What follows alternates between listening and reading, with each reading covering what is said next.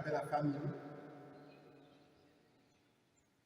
guest speakers here present, I'm humbled by the invitation to give an opening prayer during this memorial lecture. Ubaba Tapela is an inspiration to most of us. He had been a leader in the society. He had been a leader in the church, the Methodist Church. He was the head for so many years of Tawana High School, a Methodist institution. He was also a preacher in the Methodist Church in Zimbabwe. So as a church and the school, Tawana High School, we are humbled to participate in this memorial lecture. Before I give the opening prayer, I will read one verse in honor of Ubaba Tapela. I will read from 1 Timothy 5, verse 17. It says, the elders who direct the affairs of the church well are worthy of double honor, especially those whose work is preaching and teaching. Let us pray. Our Heavenly Father, we thank you for enabling us to gather here today so that we celebrate a life well lived of a servant, Lutho Tapela. As we start this memorial lecture, we ask for the presence of the Holy Spirit to guide us. May the Holy Spirit bring comfort to every one of us so that we can be able to celebrate the life of our beloved Father, brother, and charismatic leader of both the family, church, and the general populace. God, we thank you for giving us such an asset, whom his deeds shall forever be cherished, as his history shall cascade to the incoming generations. We thank you for the knowledge that he imparted to the learners as a classroom practitioner, to the church as a preacher of your word, to the country as a national leader, as well to his own family. As we remember him in this memorial lecture, we humbly invite your presence to take us through this worthwhile celebration. May we inspire the guest speakers as they take us through the life of this great man. We pray for Ubaba Tapela and the entire family to find solace during this lecture. May all those who are privy to this lecture be uplifted. We pray in the name of the Father, the Son, and the Holy Spirit, now and forevermore. Amen. Our esteemed speaker, Professor Tawana Kupe, the widow of Senator Tapela, Mrs. Violet Tapela, the matriarch of the Tapela Telenlea clan, Mrs. Ndihila Kupe, the leader of the Tapela Telenlea clan, Professor Paul Leah, the Honorable Chief Ndiweni Mpini, the Reverend of the Methodist Church, Plumtree Circuit, Reverend Ndlovu, the Permanent Secretary in the Ministry of Primary and Secondary Education, Mrs. Tabela, the Headmaster of Allen Redfern Primary School, Mr. Ngube, the Members of Parliament for Bulilima East, Bulilima West, and Mangwe, Honorable Minister Puti, Honorable Minister Mangalusen Ndlovu, and Honorable Mugoni, the CEOs of Bulilima and Mangwe Rural District Councils, Mr. D.D. Lute and Mr. Ngwenya, the Plumtree Town and Wulemangwe communities, our global friends and family, all protocol observed. Good evening, ladies and gentlemen. It is with great pride and honor to address you today in honor of our beloved father and revered leader, Honorable Senator Lutho Tapela, who died in the early hours of 19 January 2018. Today we do not cry, but we rejoice, remember, and reflect on the legacy of a great community leader. Comrades and friends, today we launch a prestigious project, the Lutho Tapela Memorial Library, and its subsequent programs that include today's memorial lecture delivered by Professor Tawana Kupe. We understand the world is geared on honoring national and global icons. However, today we change the trajectory by honoring one of our own, a local leader. Today we set in motion the ability to recognize, capture, remember, and celebrate in totality of our local history and people. The Lutho Tapela Memorial Library is a strategic partnership with Allen Redfern Primary School. The library is a beacon of hope for knowledge and information. It will become the first comprehensive public library in Plantu Town. The public library, under the custodianship of Allen Redfern Primary School, will also benefit school children and the greater Plantu community. The library is an opportunity to realize the dreams of Senator Tapela, to advance and empower the Vulemango community through access to information and technology. The Lutho Tapela Memorial Library will become a new anchor point and campus for local and international scholars harboring the knowledge of the Vision Project. The center will be a space for learning, research, academic discourse, and cultural exchange. It will include a library, museum, exhibition center, research center, an auditorium, an ICT center, seminar rooms, and an archive center. The library is a vision and partnership that is envisioned to make visible the invisible knowledge of ancient and contemporary African history, inspired by the late Senator Tapela, who was a history teacher himself. Featuring a multiplicity of functions, the library will provide infrastructure for the preservation and distribution of African history, particularly Bakalanga history and knowledge, with an archive center that will store papers, artifacts, and key documents of Lutho Tapela and other significant African historical figures. In addition to offering a physical space for knowledge and academic excellence, the Lutho Tapela Memorial Library will also run the growth and economic development initiatives for Vulemango, JDIP, a non-profit development platform tasked with the responsibility of development strategies for the sustainable development of Vulemango communities. The dream of a community public library was a culmination from discussions between myself, Senator Tapela, who was then Deputy Minister of Higher and Tertiary Education, and our late nephew, Dr. Loto Nikwa, who was then Dean of the Faculty of Information and Library Sciences at the National University of Science and Technology. As natives of Vulemango, we dreamt that our region be capacitated with libraries and access to ICT. Therefore, the Lutho Tapela Memorial Library is a manifestation of our dreams and aspirations. Today it has become a reality, with the blessings from the two who have become our great ancestors. Today we are gathered to listen to the inaugural Lutho Tapela annual lecture to be delivered by the principal of the University of Pretoria, Professor Tawana Kupe, under the theme Education and Health Sector Collaboration Beyond COVID-19. The lecture series will be hosted annually under the auspices of the Lutho Tapela Memorial Library. The lecture series, whose motto is Development Dialogue for Sustainable Livelihoods, will become an annual event on the academic calendar to foster dialogue and conversations on pertinent community issues.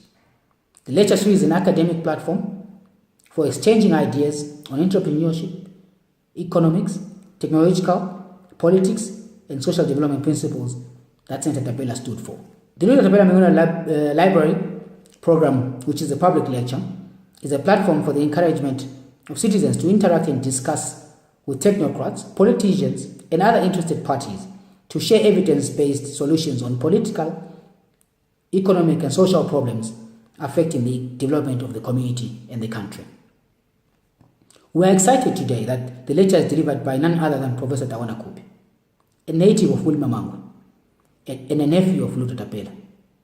We are confident that he will do justice to the platform, given his success of using COVID-19 pandemic to disrupt the world as we know it by finding innovative ways to address poverty, unemployment, inequality, and social justice. In organizing this lecture, we could have slaughtered cows and fed thousands, but the advent of technology, it has allowed us to save lives, save on resources, and reach a global audience. We are extremely proud of reaching this milestone, and we also look forward to inviting you all to our groundbreaking in May. The development and delivery of a social infrastructure initiative like the public library is a wonderful opportunity for our community. However, it's a big endeavor that will require partnerships and collaborations in order to deliver world-class human capital for sustainable development. We hope you will dig deep in your pockets and your library book collections to make this community library a success. On behalf of the Board of Trustees of the Lutho Tapela Memorial Library and the broader community of stakeholders, we say to Senator Tapela, Nambeli, may this project be a reflection of your commitment to the betterment of the lives of the masses of our people in Mangwe and the country at large. May your spirit continue to hover over our land and intervene in all our trials and tribulations. To our strategic partners, the Center for Innovation and Technology site, led by Mr. Chancellor, and Plum Tree Bakery Supermarket and Wholesale, led by Mrs. Komiwa, thank you for making this event a success. To the audience today, thank you for attending, taking your time to listen to our esteemed leader. We hope you get inspired to continue to build your homes and your communities and advance your knowledge for the benefit of mankind. Thank you and have a great evening. Salute. Good evening. My name is Professor Savelo J. Ndlovukacheni. I am a professor and the chair of epistemologies of the Global South at the University of Bayreuth in Germany, and a vice dean for research at the Africa Multiple Cluster of Excellence here at the University of Bayreuth. It is my pleasure to be invited to say something at this Lutho Tapela Memorial Lecture. And my task is a straightforward one of introducing the inaugural speaker for the Lutho Tapela Memorial Lecture, none other than Professor Tawana Kupe. Professor Tawana Kupe is currently the Vice Chancellor and the Principal of the University of Pretoria in South Africa. Before joining the University of Pretoria, Professor Tawana Kupe was Vice Principal responsible for advancement, human resources and transformation, and as well as Deputy Vice Chancellor, Finance and Operations. And he was also at the University of Witwatersrand, Executive Dean of the Faculty of Humanities.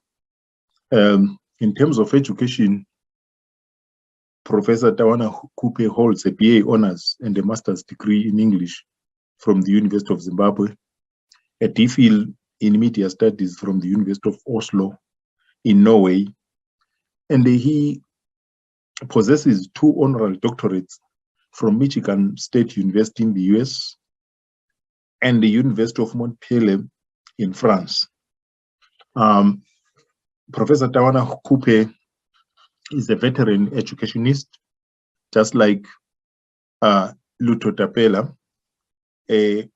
He was the founding head of media studies at Wits University, and previously he lectured at the University of Zimbabwe and the Rhodes University.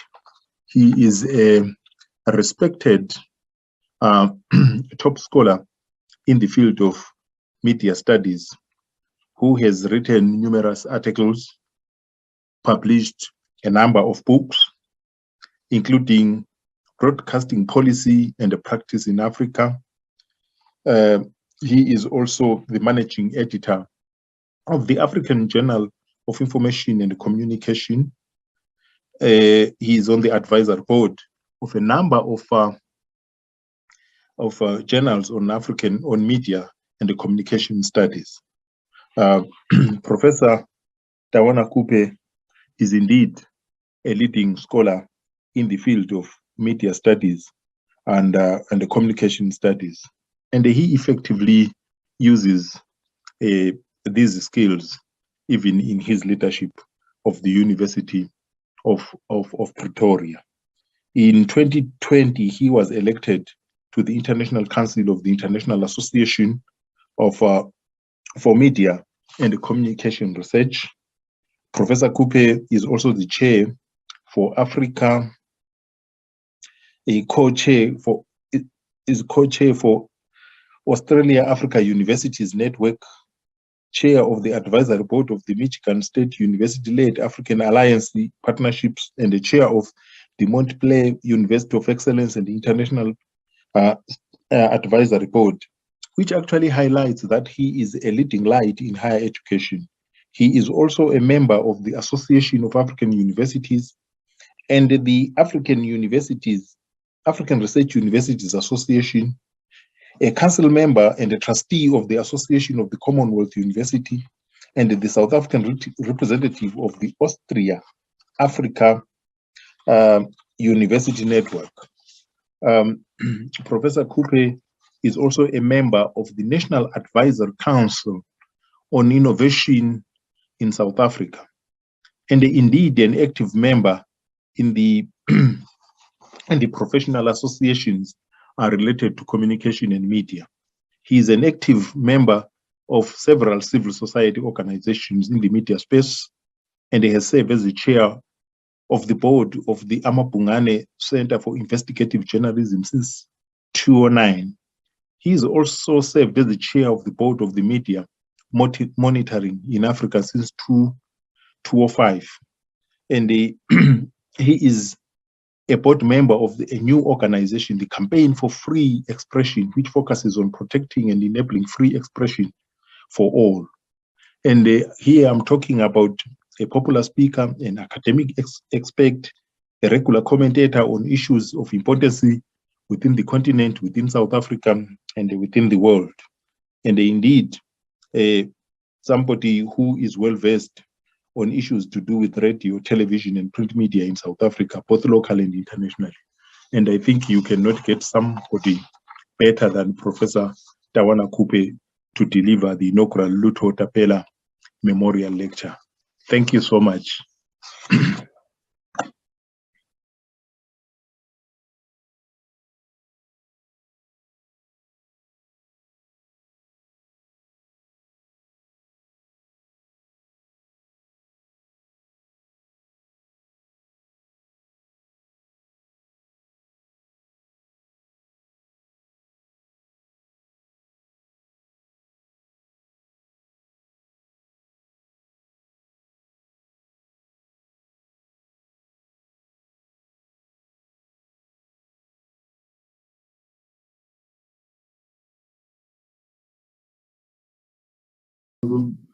Can I start by saying, these days of the pandemic and global connectivity, you never know who's joined from where across the world. So it is proper to say good evening, good afternoon, good morning to all here present. I think that the host has already done the protocol. So allow me to escape with a very minimal protocol. So I would like to recognize here, of course, my auntie, Mrs. Violet Tapela, my mother, Mrs. Kupe, and all my cousins and siblings here. And then to all the dignitaries, again, all protocol observed, as Mr. Ndebele has already mentioned you by name. Allow me then to delve into the topic for this evening. It is a great honor for me to present this lecture, which is the inaugural lecture in memory of Lutho Tapela, a great educator and servant of the people, who also happened to be one of my great uncles, who are now all late. For those who are not family, he was my mother's younger brother, born directly after her. To my uncles, my father, and all of those and cousins and siblings who have passed on, may all their souls continue to rest in peace. We remember them for their contributions. Like their sister, my mother, many of my uncles were teachers in various levels in the education system, including at university level in the case of Dr. Henderson Untitled Tapela. My mother and the late Uncle Lutho, who we're remembering today's direct elder brother, who taught for many years in Nigeria as a history professor. When we were growing up, here, not just my siblings, but all of my cousins, we were told, and it was clear that my grandfathers and grandmothers held the value of education in high esteem and ensured that all their children got an education, even though they were not formally schooled themselves. It is not surprising, therefore, that their children were educated and able to pursue a professional career of their choice under the limitations, of course, of colonialism and the Rhodesian white secular regime. In turn, my father and mother, my aunt, and all my uncles ensured all their children were educated enough to also pursue their own careers of choice. Many of us, therefore, have had good jobs, and some of us hold senior positions, including in the education sector up to university level. Again, it is education that has made us transcend the limitations of historical, political, economic circumstances, including but not limited to the colonial and secular period and the current crises that have engulfed Zimbabwe. It is not my intention and the focus of this memorial lecture to dwell on the current Zimbabwean crisis. Suffice to say that education by nature is the means by which human beings can achieve their full potential and become what they wish to be, apart from being a key means to livelihoods, good health, and a good life. I'm rather going to focus specifically on the current COVID crisis, which hopefully we will see the beginning of the end of this pandemic period by the end of 2022. At least some of my professors assure me that we are probably going in that direction, new variants notwithstanding, and vaccinations increasing globally. The COVID pandemic caused by the coronavirus SARS-CoV-2 is unique that it is global in nature. It is not like, for example, Ebola, which affected only certain regions and countries in Africa. Its severity caused a near total closure of everything in the world, as we have known it, including the education system.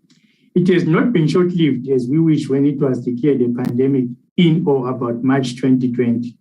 We are in the third year of its existence and still face its continuous flare-ups that bring almost everything to a near halt.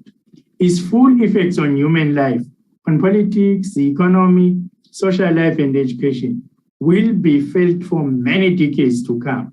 The expression before COVID, during COVID, and after COVID is quickly becoming common.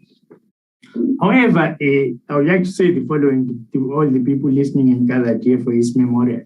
There's a tendency, I think, around our analysis around the world in individual countries and even in our own lives to believe that crisis began and began with COVID and is COVID. I think that is not correct. So let me say the following. It is important, though, not to lose sight of the fact that at the point COVID struck the world was facing other disruptions that were both a threat to humanity, but some of which were new opportunities that could create a better life in many respects, some of which I will touch on. I'll return to this point when I focus on the specific silver linings of the COVID period, however long it lasts. The point I'm going to be making in this lecture is that comes from the notion that every dark cloud has a silver lining. If the dark cloud here is COVID, but what we need to be looking for is its silver linings, given the context that it was actually perhaps more of a wake-up call, a very loud one though, and a very dangerous one from the things that were actually already engulfing the world. And I will deal with some shortly. In this regard, I prefer to characterize the period before COVID and now during COVID as a period of continuous, multiple, ongoing disruptions that are changing the world and human life as we have known it. Some things will never be the same again. Even after COVID passes or becomes a pandemic, not a pandemic, but more like a flu that comes at particular times, there will be no return to what they were. Some therefore talk of the new normal. I prefer to call it the new unusual. We should not allow what is happening now to become a normal. What are the disruptions that characterize this period? Across the whole world or globally, including countries of the industrialized North, for example, the US and UK, we're facing a loss of faith in institutions and politics, resulting in outcomes that sharpened political division and paralysis.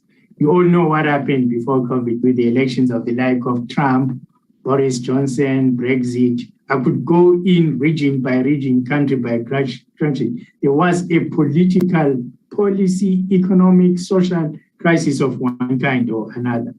And this, I think, I seek to summarize, but it was a loss of faith in institutions and politics as we have known them. This loss of faith that institutions can deliver and satisfy people's needs for fulfilling lives resulted in the election of or support of political parties and politicians, promising a better life through quick fix solutions that, while attractive, were not actually immediately practical or would be harmful in both the short and long term. In the COVID period, this loss of faith is manifested by and influences an opposition to measures governments have taken to control the pandemic, including vaccination, masking, physical distancing, and lockdowns. It is also true that medical scientists have described lockdowns as a blunt instrument. But the point I'm making here is that you had a world that was already in crisis. It's now engulfed by a major global crisis. And the people to deal with that major global crisis are people not trusted by the generality of the public for one reason or another, depending on the country, the region, and the context. So you really have a toxic mix.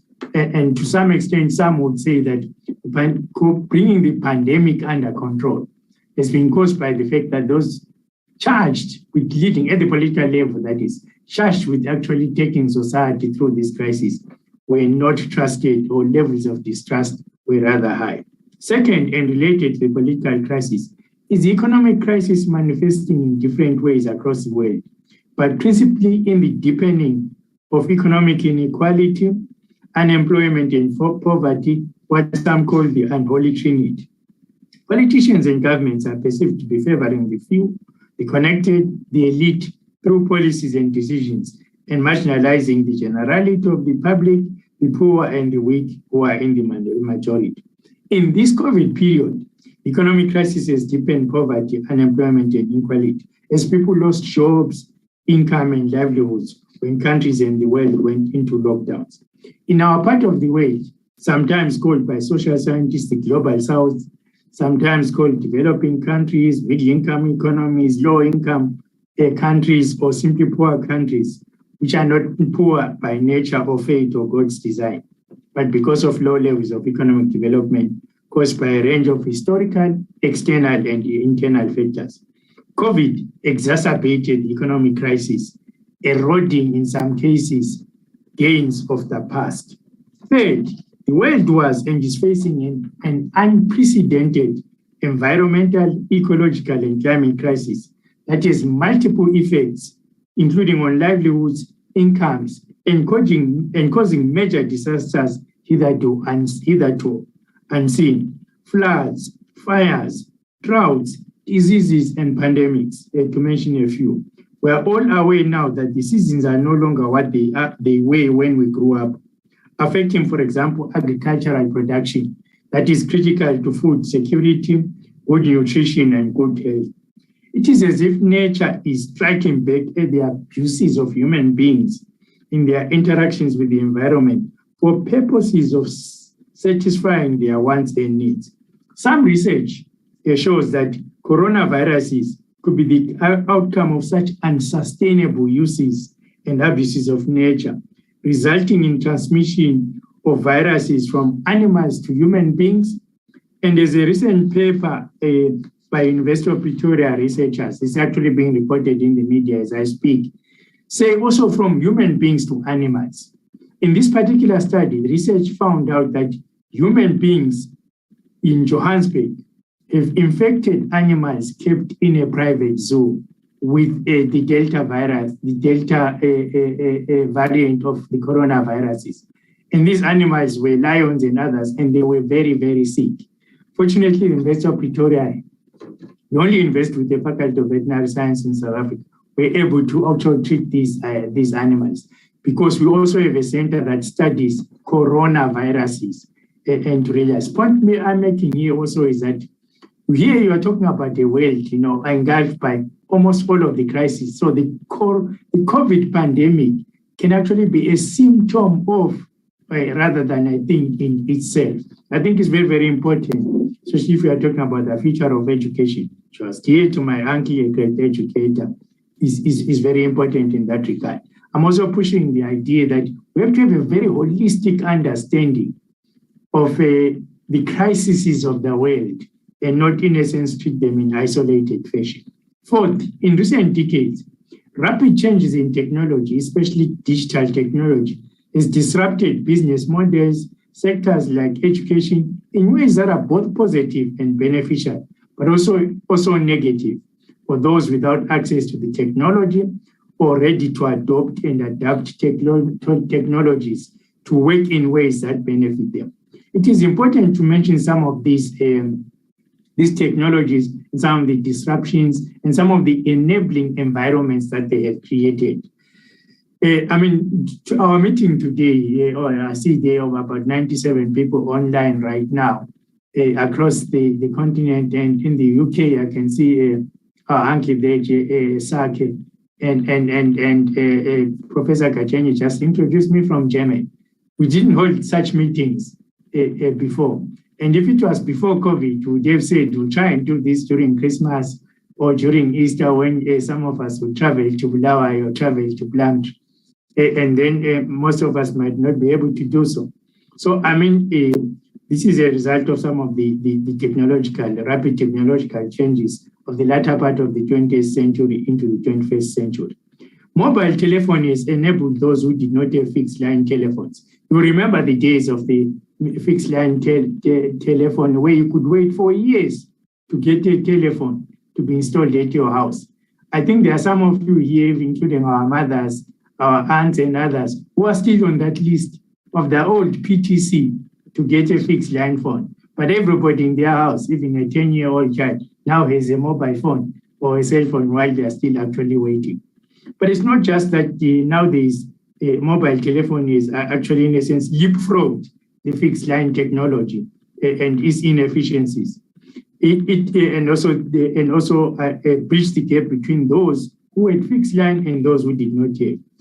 But also, the new mobile telephones can be used not just to make a call, but a multiplicity of purposes, including social media messaging, seeking information, even for educational and health purposes, receiving and sending money, and as a business tool. This is a revolution that has created many life-saving and enhancing opportunities that were not possible before. Mobile telephony is almost created an anywhere, anytime world for communications.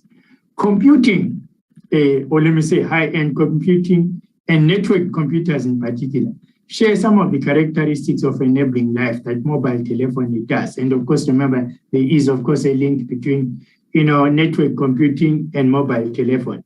Network computers are now central to everything and enable a range of activities from play to work. Again, mobile computers, what we call laptops, free people from being fixed in one location. Networked computers connect the world in ways that eliminate distance and potentially create a level playing field for everybody. Some of the applications enable educational activities. Or let me tell you, for example, that students at the University of Pretoria form WhatsApp groups to do group discussions. Some use social media like Facebook, LinkedIn, and Instagram groups as well to pursue, class discussions, sharing information and all of that. Some things many of us use for our own private purposes, including family WhatsApp groups and related things. Network computers mobile phones, and a variety of applications have been a saving grace during the COVID pandemic when people could not travel and were under lockdown. Their untapped capabilities were suddenly mobilized in ways that seemed to create a global technology revolution never seen before.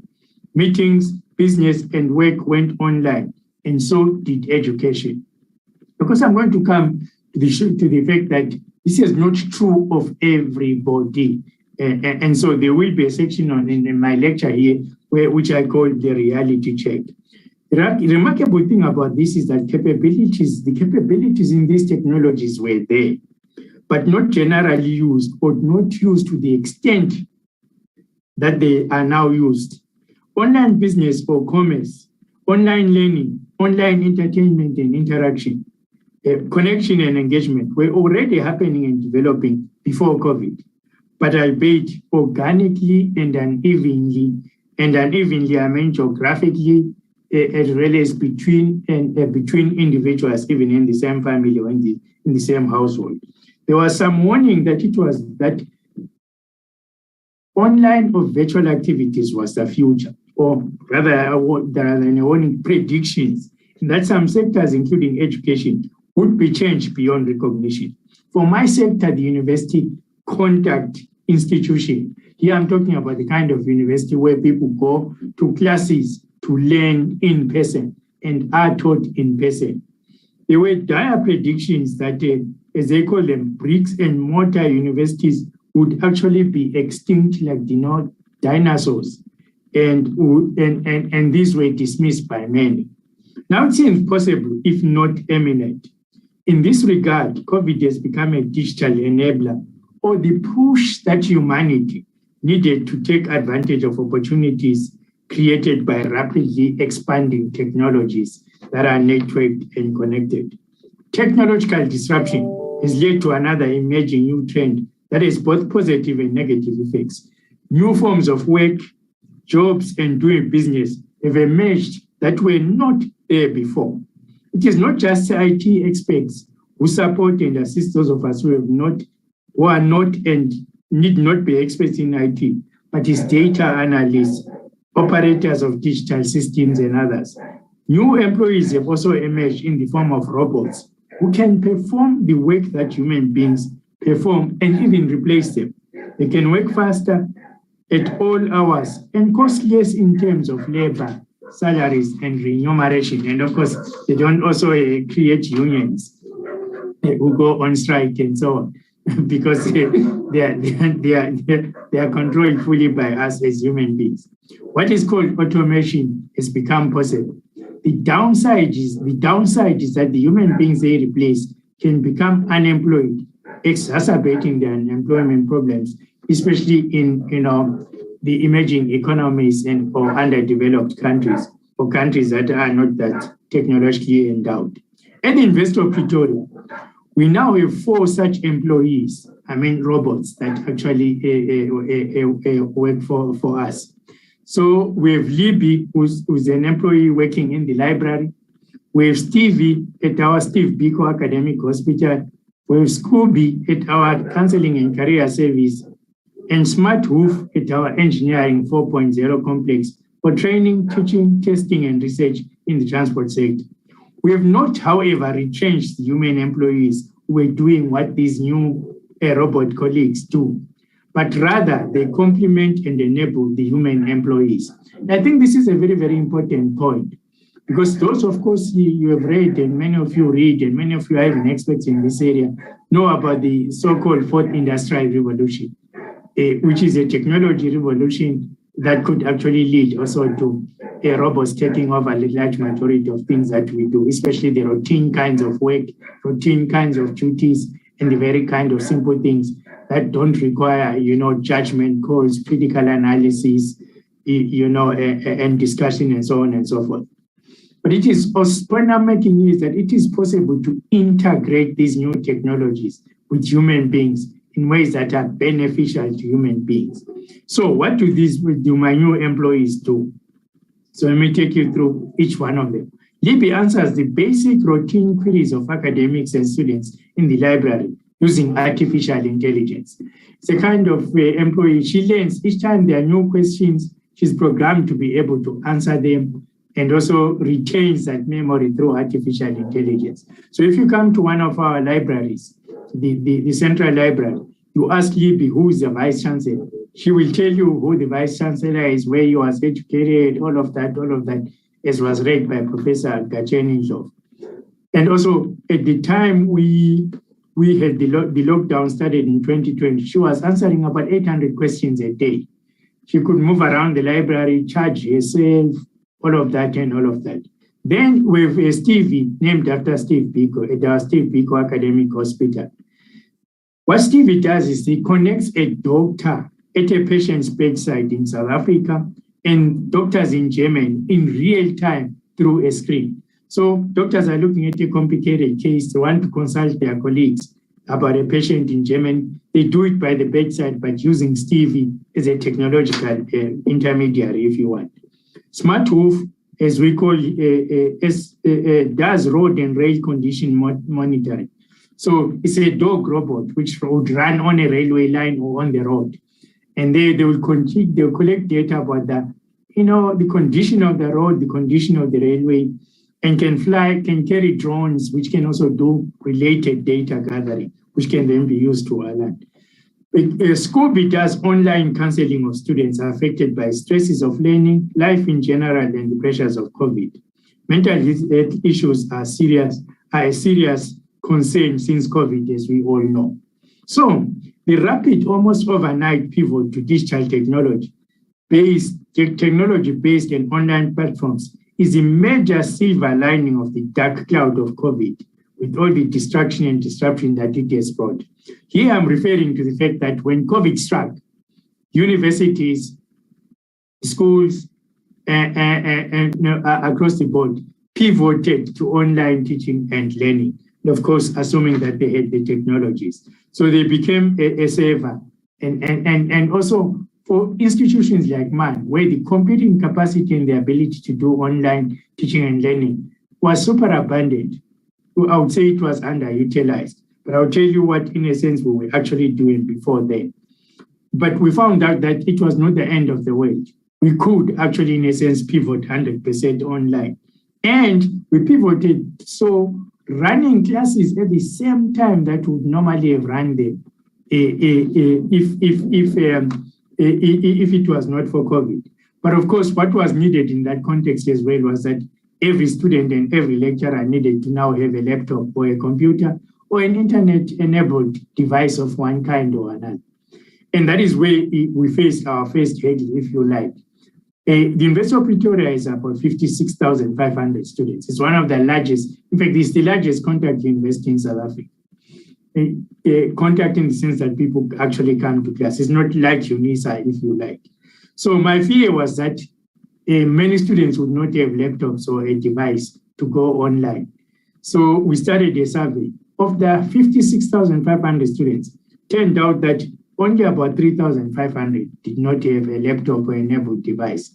So we collected money together, contributing from our salaries, repurposing our budgets, delaying purchases of laptops for staff who had other computers, and we equipped them. And then everybody went online and we resumed teaching as if it was usual on the normal timetable and having live classes. In other words, just like we are tonight, I giving this lecture, you being the students in real time, if you like. So in that regard, I think that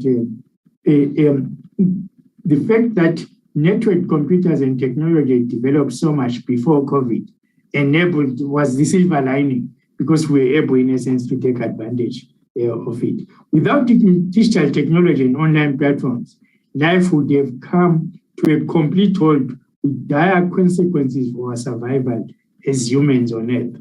In the education area and sector, there are multiple silver linings.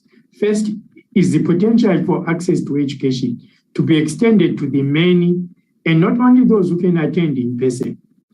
So right now, I think actually we have seen, because of COVID, that as a matter of fact, we can educate more people if we have the infrastructure and the facilities, because actually we can take education, teaching and learning online. So, and I think that this is a very important factor. And I think it's integral to the center that is being created in the name of my aunt, because it will be an educational institution in its own right, and networked and connected. It could provide a very useful source of education to the broader community, including the communities that he served as a politician. As the saying goes, it became a crisis that could not be wasted. The implications of this silver lining will be felt across many sectors and human activities. If you do not get an education, given education is so central, to developing human potential and a better life, access is vitally important. If you do not get an education, your chances of a better life are very low.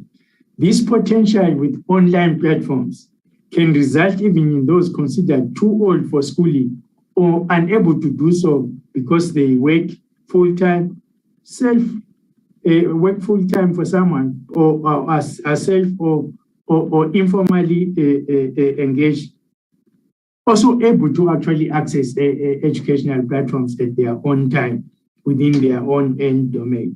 You can attend in large numbers, and it could become over time cheaper than even distance education, the type of education UNISA does, which still requires physical educational material.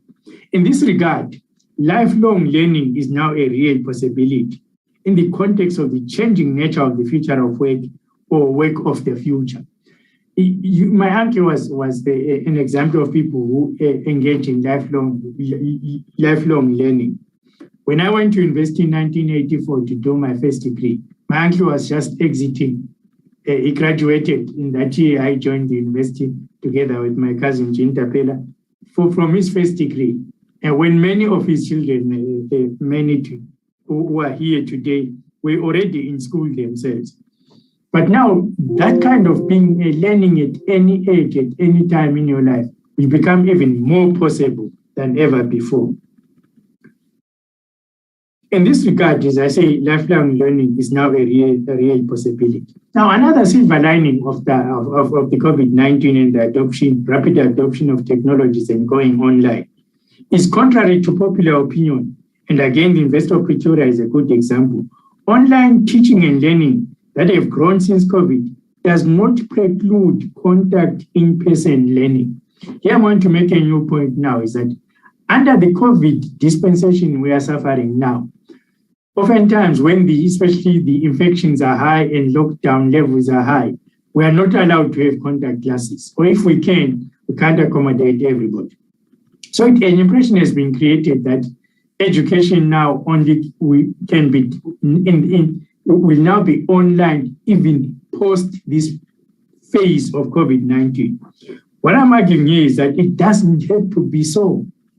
In fact, as our experience shows at the University of Pretoria, it can rejuvenate and strengthen both forms of learning. In other words, online learning can be complemented and supplemented and vice versa by contact learning. And here is my example. At the University of Pretoria before COVID and over time, we developed blended or hybrid teaching and learning, which is a conscious, planned combination of online or virtual teaching and learning with contact mode, i.e., lecturer and students present in a lecture room. The UP model was for students to go online before class to prepare, experience online and contact teaching and learning while physically present in class with their lecturer to engage with the lecturer, and go online after the in-person class to consolidate their knowledge and do assignments. So here was a situation where before COVID, in fact, we're doing something richer than we are doing now under COVID, where we combined both forms of learning, and we found that there was great value to both. And we recorded these classes as well that were online.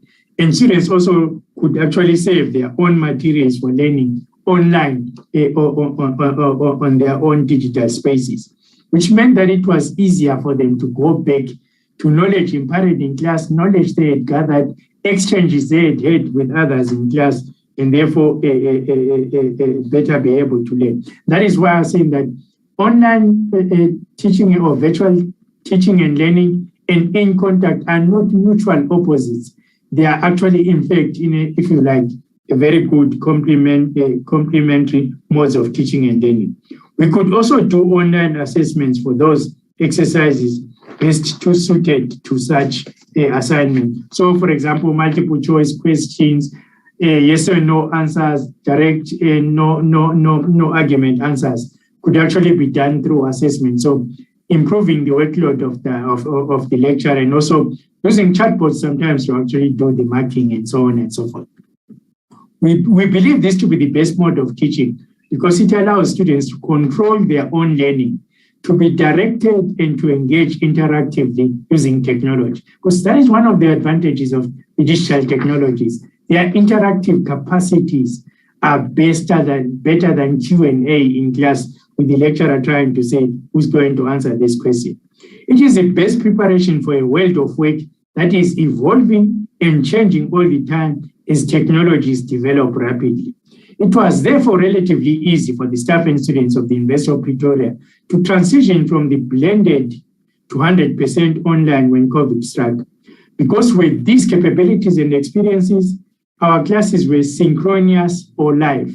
Synchronous means a live class. Asynchronous means that kind of online learning where the lecturer records a class through a video or through audio or does a PowerPoint and then emails it to students. Or students go to a website to in essence, listen to the video and download audio. What we decided to do was to combine even those. Say you will come to class online. Your lecturer will be present online. But post the class, you will also be able to access all of these materials and so on. Our lectures are recorded nonetheless and accessible afterwards, point I've made. Students could interact in these virtual classrooms, simulating the in-person experience. So one of the things that we did at the University of Pretoria that I'm proud of is that I did say to my colleagues, how are we going to know that people are actually, getting the value of the education they should get when they are online and virtual classes? So we designed some technology tools where we could also do surveys and watch actually what people were doing during class time virtually and how long they were engaged. And also do surveys periodically of both the lecturers and the students. And it was really, the outcomes were very, very interesting to say that it appeared something was lost by being just online because we prefer blended and hybrid. But not all was lost and there was real engagement, which is very, very, very important in education. So what is the future of education? We believe, and I believe that the future of education post this current phase of COVID, when it is a pandemic and becomes endemic or downgrades to a seasonal flu type situation, is blended or hybrid teaching and learning. Education by nature has a social dimension in which you interact with the person educating you and others, your fellow students, in person to develop some skills that are integral to getting educated and necessary for the world of work. Sitting behind a computer alone, even if it's live, synchronous, downloading material and reading it and listening to it alone is not really getting an education. Education is social by nature, which is about sharing it, interacting with others, interrogating with others, critiquing with others, and getting a fuller understanding. These skills and attributes include doing it that way, interacting with others, being in person, help you create skills and attributes, including developing emotional intelligence, ability to collaborate, appreciating diversity, and understanding body language. In short, human teachers cannot be replaced by computer-based knowledge or to be extracted at will, or robots using artificial intelligence to impart information. Finally, being educated is not information poured into your empty head. It is actually about interacting with information and making sense of it. In this regard, one of the silver linings is really that we've entered a period of creativity and innovation in teaching and learning that should excite both teachers and students. What are some of the creative and innovative things we can do? Online teaching and learning should use all the dynamic digital technologies and material, including but not limited to interactive videos, quizzes, virtual and augmented reality. As technologies and applications advance, and as we create some ourselves. Teaching and learning can only get to better, to being better and to being fun too. We must remember that for younger children and students, they are digital natives. They are people born in the digital age. Who, for example, some have been told, and I've seen in some situations where children who have not been in a house with a fixed line, when they went to a house with a fixed line and it rained, they asked, but what is that? Because it doesn't exist, because they are used to any communications being, if you like, mobile telephone. At the University of Pretoria, for example, we have virtual reality platforms for students to experience simulated environments that they will face at work. The mining industry partnered with the university to create the platforms so students can walk and experience what it is like to be in a mine while being on campus. So it's a virtual reality mine environment. So students walk in there and they can see what they feel like they're actually walking in a real mine, but it's actually a virtual reality, if you like. And this helps them when they first go to a mine now, after their first, second year, and also when they start working, having been in the environment. This form of learning will bridge the gap between theoretical lecture and university environment with the real or reality of the world of work. Now, I think I've spoken a lot, which some of you might criticize quite correctly to say, in a very idealistic world, as if that is what exists here in Africa, including in Zimbabwe. So what is the reality check and the way forward? For these silver linings to become a reality, and for education to be better beyond this pandemic phase of COVID, a particular environment needs to be created to enable it. First, any country, Zimbabwe included, needs to have a strong ICT skills and professionals, and an ICT sector and digital networks, and critically, creches, primary and secondary schools, colleges and vocational training centers and universities need to be connected to the internet with cheap data. University of Pretoria was through in 2019 an investment of 100 million rand into its IT infrastructure, was able to enable staff and students to connect freely for teaching and learning. In other words, when COVID struck in 2020, my staff and students didn't need data on their laptops, their desk-based computers, their phones, or their tablets or iPads, because our IT platform was configured so that you could access teaching and learning and educational resources for free as long as you logged in with your university ID number. And I think that helped us quite a lot. We were able to complete academic year 2020 in 2020. And in some of the subjects and in some of the courses, barring people who tried to cheat, students did much better because also of the archived materials. And also I think it's true that with COVID locking them down at home, there was no time to be doing hanky-panky, drinking, playing and banking classes and so on. And so that also in essence actually helped. Otherwise, the blended to hybrid and teaching learning would not have been possible. I know universities in South Africa, there's 26 of them, public universities. Only 10 finished 2020 and 2020. The reason why others did not finish and were struggling was that they did not have a teaching and learning platform. They did not have data for their students. They could not buy their students laptops or computer-connected devices, or they were in rural areas where there's no electricity and no connectivity. In fact, some of our students from the University of Pretoria, not many, about less than 100, were not able to connect with us. But what we did was to send them hard copy material, and a donor approach gave me money to hire tutors to lecture them using a normal telephone, and so on and so forth. So clearly, I think that the underdevelopment of our IT infrastructure, or infrastructures rather, our lack of digital connections and internet connectivity, the expenses thereof on the African continent, including our country, Zimbabwe, in a sense, makes all of these things that are now actually possible, not possible for everybody. Needless to say that Zimbabwe or any country for that matter, would need to address all of the economic issues that make for a digitally networked and connected society. You can't have a situation where a country is huge hyperinflation and people are not employed and all of that, and be able to realize the kinds of things that I'm actually talking about. So taking advantage of these technologies that make it all possible is also about addressing the broader crises that I mentioned before, the economic crises.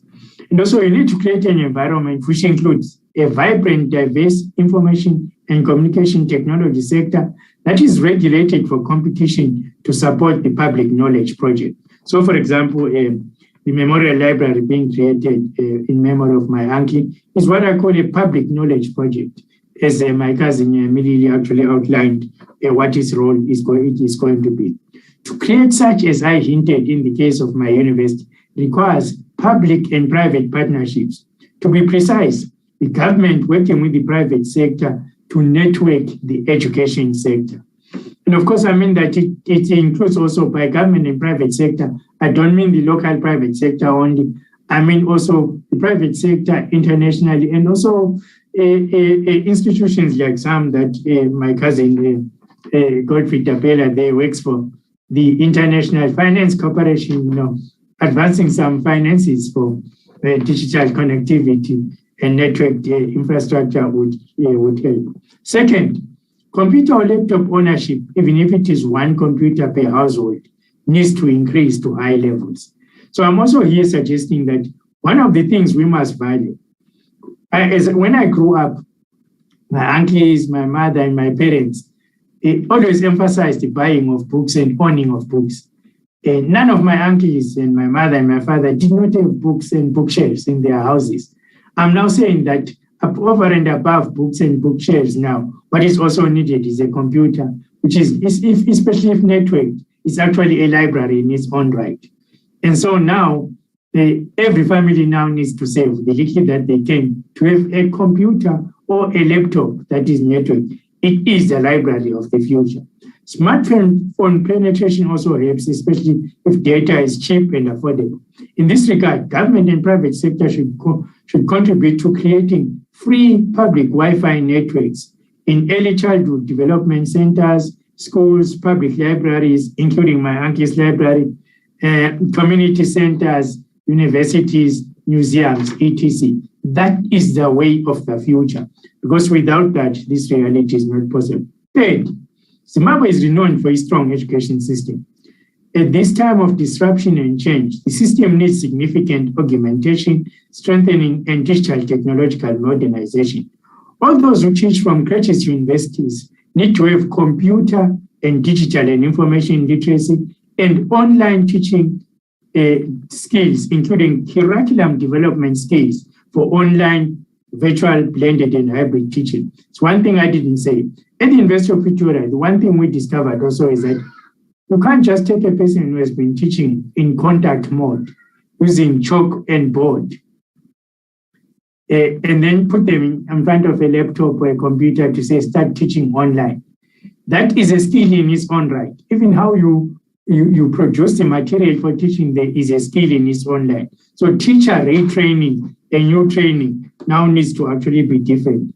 Teaching online is different from standing or sitting in front of a class in a classroom. Fourth, equally, all learners and students from creches to university need to be taught computer, digital, and information literacy to be able to realize their full potential and be part of the emerging world of work where new jobs, some which have yet to be created, are the future of employment. These forms of literacy will enable them to learn effectively online or virtually. So our children and that we have now are masters of digital technology, but they are often masters of digital technology for entertainment and play, playing quizzes, games, watching videos and things. Some of that is actually educational, but they also need to learn to be able to learn formally, if you like, education that will give them theoretical concepts, technical knowledge, technological knowledge, and all of those things, and also equip them for the world of work. So this cannot be left to just organic learning or on learning, if you like. It is important for everyone to be taught information and media literacy to be able to distinguish from false and wrong information, what is called fake news these days. In conclusion, I'm quite sure I've exceeded my time. It is important to understand, as I've referred to several times, that the world of work is changing, sometimes very rapidly across the world. All countries and societies have to adapt and change if they are not to be victims of ongoing multiple disruptions and rather become beneficiaries. At the University of Pretoria, we have created a Center for the Future of Work, which I will be launching in about 2 months, which will do research on what education and curriculum is needed for a society or nation to be successful in a digitally networked 21st century and beyond, and how the world of work is changing and what new skills and jobs are emerging and what human resource policies are needed for the new world of work. One thing is clear though, the changing nature of work requires for all of us to value and engage in lifelong learning of one kind or another. We've now entered a very interesting period in the world where you have to learn and unlearn things as they become obsolete and relearn again. So you learn, unlearn, and relearn. And that way, in a sense, you keep on gathering knowledge that makes you remain relevant. This lifelong learning need not be a degree, but courses that upgrade our knowledge and skills to remain relevant. It might also be for the sake of knowledge itself. My uncle, Lutho Tapela, would have wanted us to keep up with change and above all, to promote lifelong learning, being a person who, as I earlier said, who completed this degree just before I and my cousin, Chancellor Tapela, enrolled at the University of Zimbabwe in March 2021. So thumbs up for the new center. It will be the best living legacy for what he was and for what the future ought to look like. So may the center be digitally connected. I thank you. Thank you very much, Prof, for that presentation.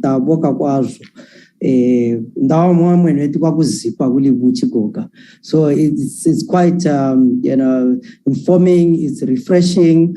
I think we want to just take maybe 2 or 3 questions.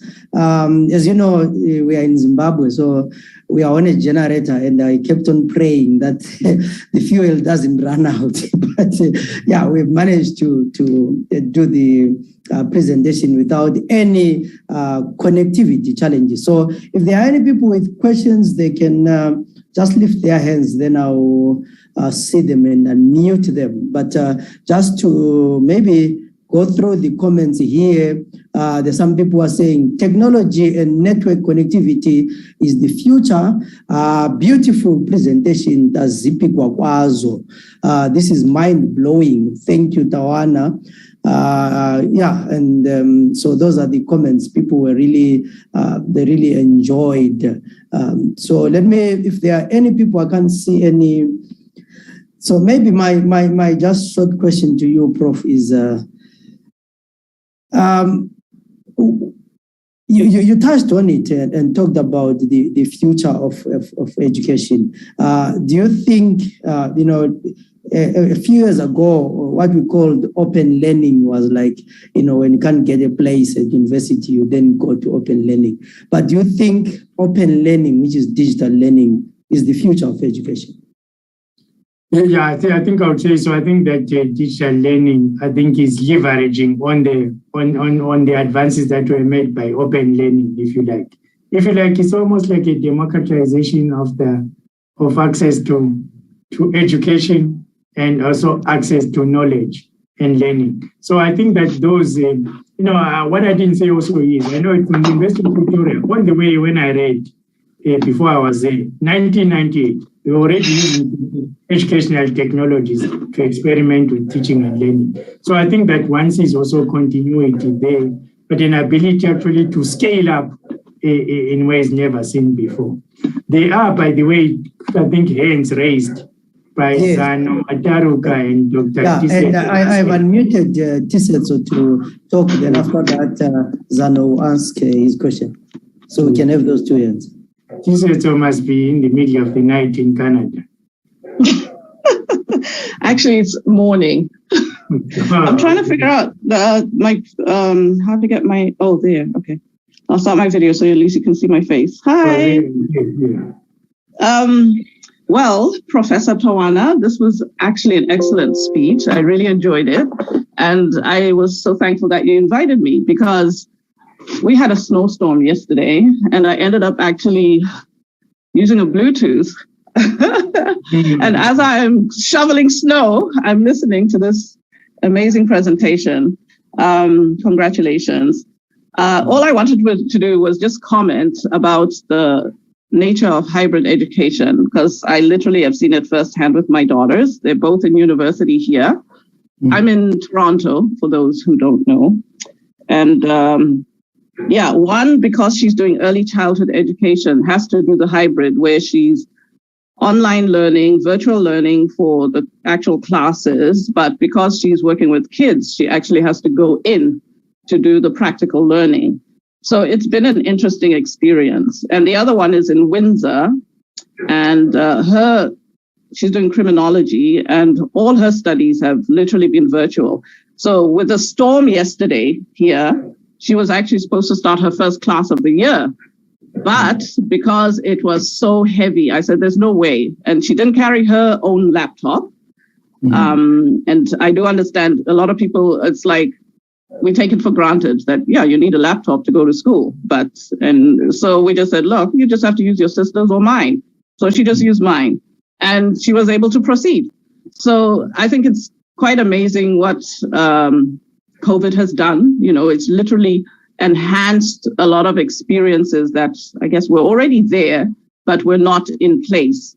And for myself as well, I actually work for the federal government in Canada, and all my work has been online from home.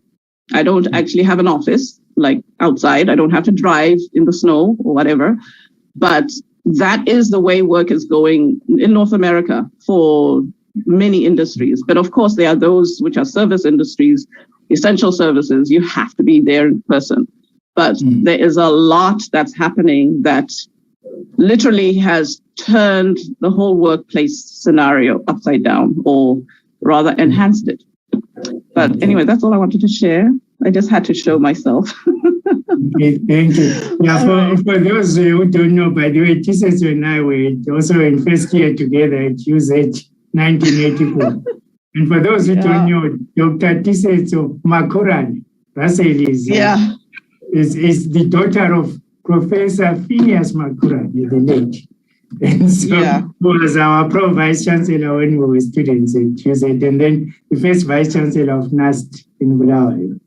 So that's who is talking there. Yeah. Well, thank you. Okay. You can go ahead. There's Zano. I think you've unmuted your mic now. You can go ahead. Thank you very much. And first of all, I want to thank Professor Kupe for the really brilliant presentation. And as a Zimbabwean living in South Africa, I could not be more proud of you, of what you've achieved. I know you were friends with my brothers at UZ, so I've always heard of you, and I was a classmate of Simisane, so I've got a lot of good distance association with you. But I've got two questions, Prof. The first one, which is something I've been really concerned about as an individual. I work with Godfrey Tapela, by the way, at IFC. Yeah, I know, of course. The first one, which I've been really concerned about, is the urban and rural divide because of this digitalization. That we may end up seeing even a more pronounced.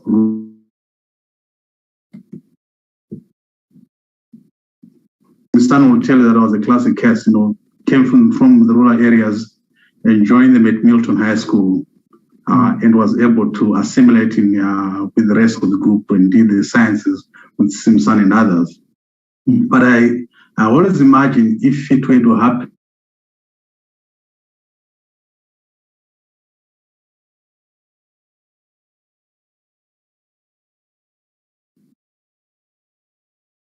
Zano seems interrupted there. Okay, yeah, I was. The second one is I found it very. Mr. Zabu, I was very brief, Solzana, just a brief. Okay, we missed your first question. I think the network just disappeared. The last part of it, yeah, I didn't hear the last part. Oh, okay. No, I was saying that I've always been personally concerned about the urban and rural divide.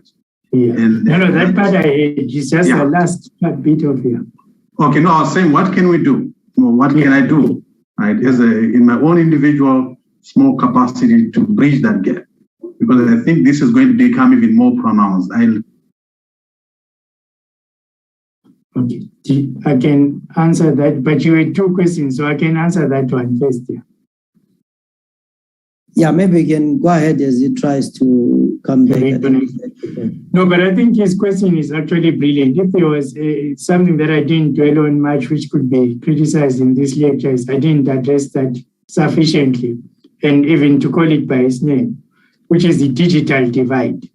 And the digital divide is this phenomena where some are completely unconnected and some are connected. I did indicate to you that in our case, we've had students like that who were not digitally connected, who were in the rural areas where there's no connectivity and so on. There were some, by the way, Zano, you know this, who are even in the urban areas not connected. They live in informal settlements, in townships where everybody is not employed, is living on a social grant. And that our digital infrastructure is not universal, actually, is unevenness. Not a majority of, despite what people might think, the large majority of South Africans are not actually connected to high quality, affordable internet connections where they can use it for educational purposes, not short-term connections and brief information. And also those who have smartphones also is on a pay-as-you-go, which is very expensive for you to be able to actually be undertaking education there. And these digital divides, of course, mirror other divides, the social and economic inequalities that are typical. And remember, South Africa, for example, is one of the most unequal societies in the world. And so that is why I was talking about the private-public partnership and investment into the digital infrastructure as such, including, publicly funded Wi-Fi networks. Because I think that investment in an educated population will address endemic unemployment, poverty, and inequality. So the thing to do is actually that the government priorities in public infrastructure can no longer just be roads and railways, water and sanitation. It has to be digital infrastructure. Because after this, the COVID pandemic is gone, we'll begin to see the effect of lack of connectivity in people that lost educational ability to be educated and to get a sound education. Skills gaps, knowledge gaps, and all of that is going to show up sooner rather than later. In our sector, in the 26 universities, public universities, as I said, the universities are trailing all the time now. And they're trailing because in the past also, they suffer the economic inequalities that I talk about. And this is also historical. I am fortunate, if you like, to be at the University of Pretoria, which historically, of course, was connected to the previous government, but also has managed itself particularly well post 1994, if you like. Not every university is in that situation, as you well know. And many of us here were educated initially at the University of Zimbabwe.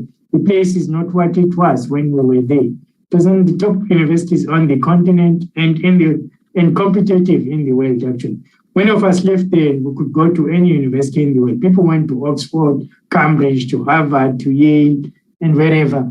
And were found to be as equally educated as the locals. So yes, to answer your question directly, public, private investment, family investments, as I suggested, at the level that we can, prioritizing ownership of digital equipment, Wi-Fi, and all of that is a real investment into actually taking people out of poverty and avoiding marginalization by rapidly advancing technologies. There's someone who says, your conclusion was actually, a statement or a challenge to the people. He says the logical concluding statement was, may the center be digitally connected. The question is by who? Food for thought. For all of us, the participants, we have been challenged to contribute towards the noble cause. So I guess at one point, Milili will tell us the Vanama Helen, number 10 cents, number 20 cents, Banoasapon, so that the center can start. And then someone says on the issue of the digital rural divide, we can team up together, build digital centers in rural areas. So people are saying, where we come from, let's go and say, how do we help our rural areas to build digital centers? But above all, this library that we are talking about, how can individuals support? Where do people support those who want to support? So I'm not sure whether we can have the last two people, if there are any who have questions and contributions, then we can give it to two people, then we conclude in the next 5 to 10 minutes. I think Dumsani is finished. Oh, okay, Dumsani, you can go ahead. I'm trying to... Prof, if you can ask the person to unmute, I think we have... Dumsani, if you can unmute. Because with the hand... You are muted, Dumsani. I'm scrolling down trying to look for the person. One of I'll try and unmute him. Here, listen. Jamsan Ngube. Hello, how are you? Fine.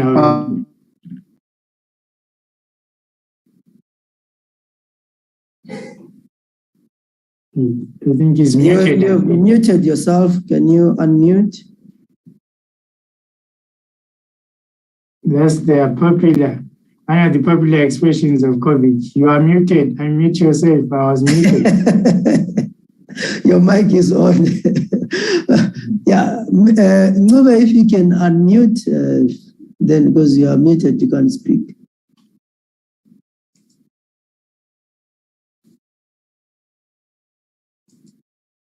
The digital divide. Right. Hello, can you hear me now? Yes, we can. Okay, thank you so much. I'd like to thank the professor for a good presentation. I'm overexcited as perhaps the head of the school where this center will be erected. I cannot wait, really. I'm more excited. I thought I could say something about it, and praying that the dream should come true. Perhaps we get some kind of funding so that really our children and the community and the whole of Plantry, Wililima and Mangwe can actually benefit. Mine is not a question as such, but a comment. Thank you so much, Professor. Yeah, no, I think that's all. Thank you. I endorse that. I think in relation to Zenzel's question, we should adopt the Kenyan Harambe system where the community comes together to build together around the Dumsani school. There is also... I'll be very grateful. I'll be very grateful if that can come into being. I can't really wait for that. I think the Gillies in this team was hands are up as well. Yes, I've unmuted them. They can go ahead. My name is Begiliz, Professor Kupe. I'm a former student. I was at the museum at the time you come into our classes with our lecture rather with the late Furusa, who I think passed on last year.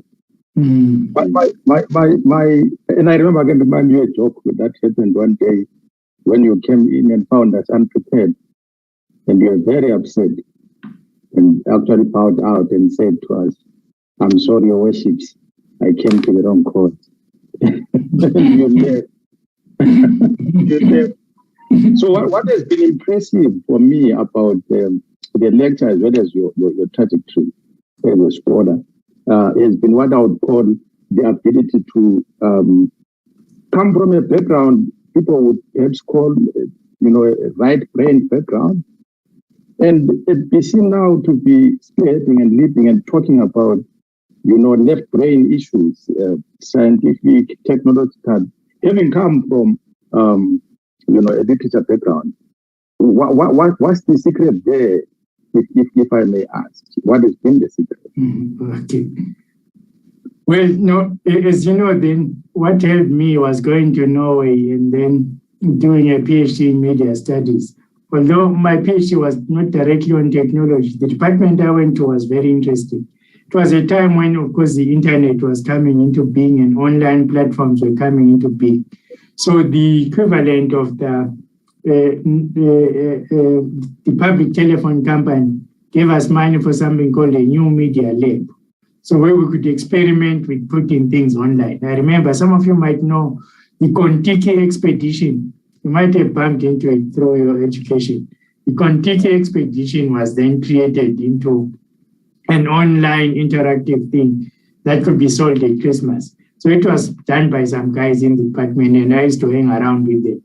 So, and also I began also to, on the side, if you like, study the internet and how it can enable things, what connectivity does. When you do that in a country like Norway, where the government will back up the infrastructure, and also in schools, and they will take it up, it now opens up your mind. But then also, in addition, when you have to take up the jobs that I have to take up, you have to learn more than you learned in your own degree, because now you are managing an institution and it's no longer about just what you learned yourself. But also, above all, curiosity is an important thing about being educated. I often say to students at various universities I've been, is that if you are not curious, you are not going to go far. University is about curiosity, and the curiosity will drive you to try and get yourself educated and to get new knowledge and to operate outside the box. And then last but not least, at the University of Pretoria, we pride ourselves in trying to become a transdisciplinary university. So you might have been trained as an engineer, but we want you to know something about the arts and history, because the world now things are interconnected and integrated. So for example, the people who did this research on human beings infecting animals with the Delta variant of the coronavirus, they are both from the health sciences and from the veterinary science, working together. Because the other guys know a lot about animals, the other ones know about viruses that affect human beings, and virology and epidemiology and all of that. But when you begin to bring all forms of knowledge together, what we call knowledge co-creation, you get to understand things more in depth and better than you would if you looked at it from a single lens. Thank you so much. I think there was is it SC Moyo this up?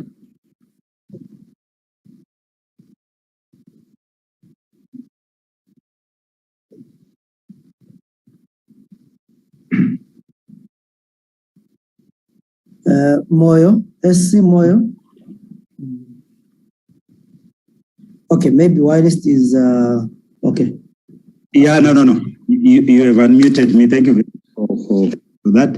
I'm not sure. Can you hear me? Yes, very well. Yeah. Okay. Thank you very much, Prof, for that informative lecture. My area of interest is to do more with the relationship between social and economic activities. You know, for us to continue to enjoy our lives, we should engage in economic activities. And economic activities normally give us returns in the form of what we call money. And money was synonymous with cash. But now we are in an environment where cash itself, a lot of people would shun it because it is said to be a potential carrier of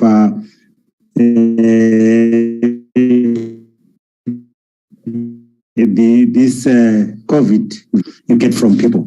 And we are now dealing with the digital money. And when we're looking at financial inclusion, which seeks to also bridge the gap between rural and urban, you find that we need to have everyone migrating to the level where they are able to use digital money.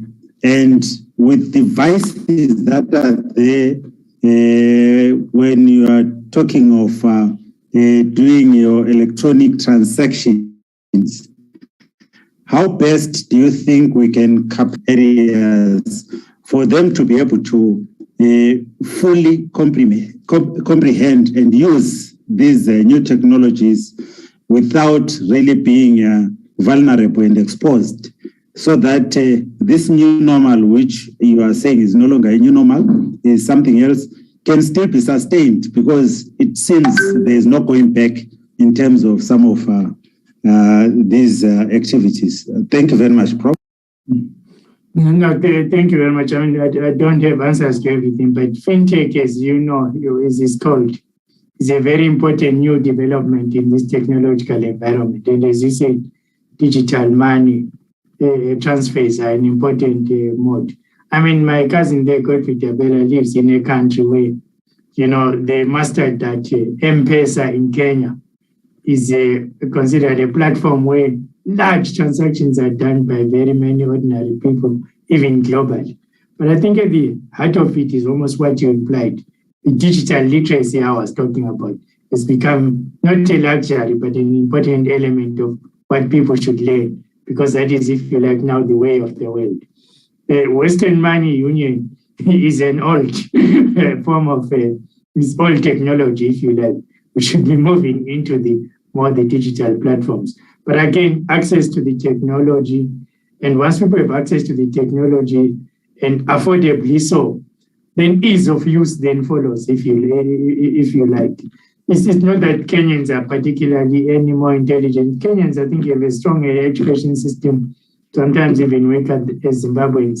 So in the Zimbabwean context, what is often lacking is the access to the technology and knowledge, and also the unfortunate economic circumstances we find ourselves in, where things, the environment is not enabling to go back to where you started, to enabling the interface between social and economic activities that give people meaningful livelihoods.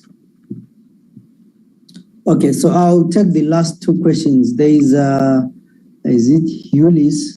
Then there's someone who has sent a question on Facebook. They're saying, a question for Prof. Kupe. How could we use digital technologies to leapfrog kids, especially in Matabeleland, to improve education outcomes given the poor results? Then maybe let me add the last. There's a hand from Skumbuzo Mlalazi. You can ask your question as well. I'm asking you to unmute. So is it Yulis? You can go ahead. Then Skumbuzo can also ask.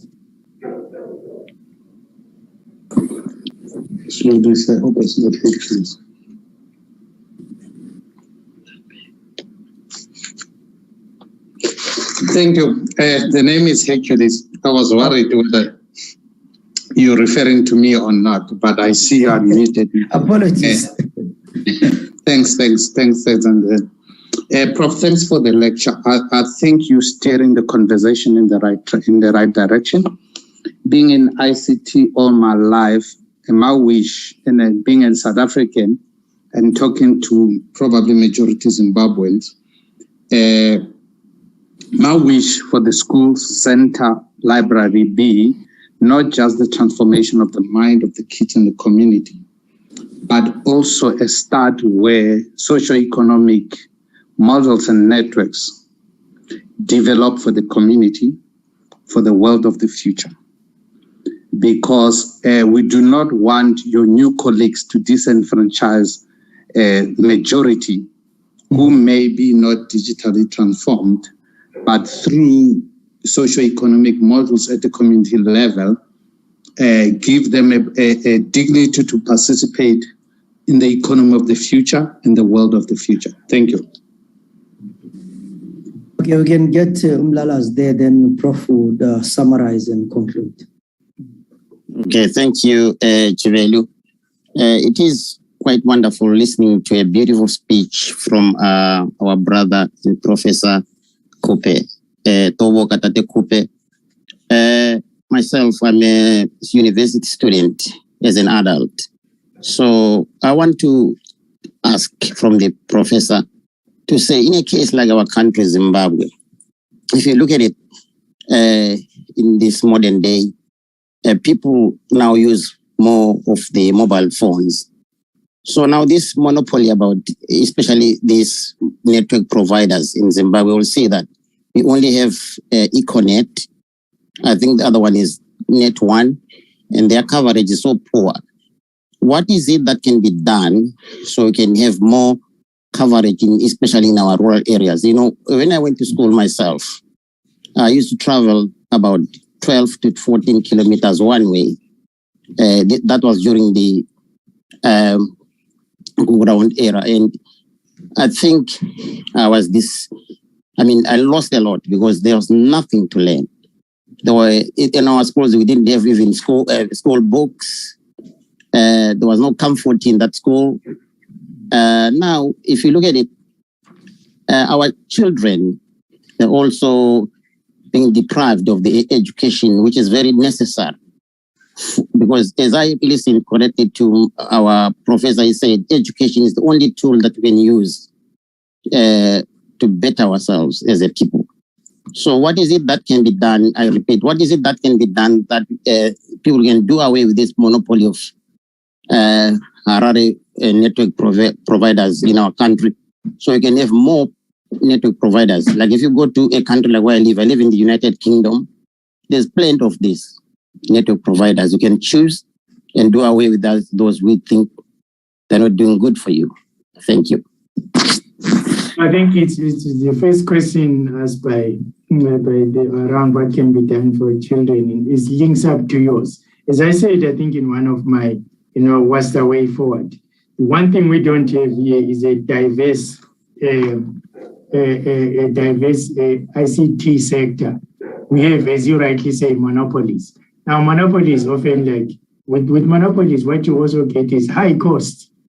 And so we don't have regulators also that are, leveling the playing field for many entrants and lowering the costs, because that is what we actually need.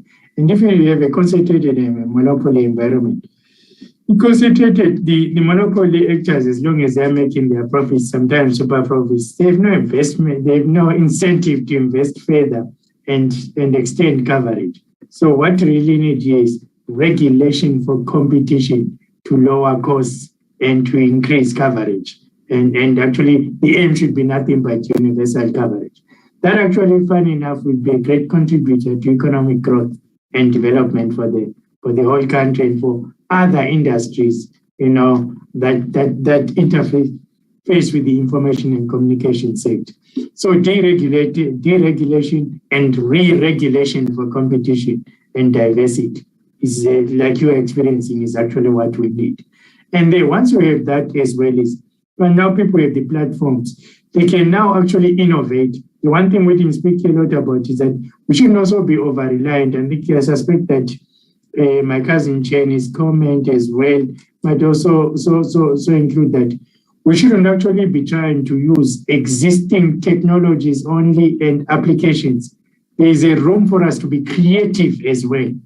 But you need at least the platform to begin to play in the space, if you like, to do those things that are suitable for your environment. So, for example, how could you get in situations where it's a rural area and power is uncertain? Could you create sustainable energy solutions that can power these devices that are cheap enough, but are able to be a platform that can be used in a sustainable fashion? So because we cannot just be consumers of technology and software from elsewhere, which is actually very expensive. We should actually, there's nothing that stops us from being creative ourselves. But a monopoly situation does not help that, if you like. But for the first question around what can we do is, the existing technologies also have certain capacities, even under the constraints I mentioned. I mentioned what University of Pretoria students do, creating WhatsApp groups, where even they can interact with their lecturer and their tutors. And teaching and learning actually happens in that WhatsApp group, which often some other people are using them for just circulating fake news, social gossip, and other things. The same technology can actually be used to run very effectively on cheap cost, low data, very educational things. Because also sharing information becomes easier on those kinds of platforms, if you like it. I think on that note, Prof, thank you very much for this lecture. I know with Zoom meetings and interesting discussions, others will be waking up and others going to sleep. We might find ourselves 24 hours later still discussing the same issue. So I think I'd like to thank the Prof for this very interesting and informative lecture, as well as everyone who participated and attended. And we hope that the center will go on and help transform the lives of our people. So thank you very much, Prof, and everyone who attended. I think we'll end here for today and have a good night. Thank you. Thank you for having me. Thank you, everyone, for listening. Recording stop.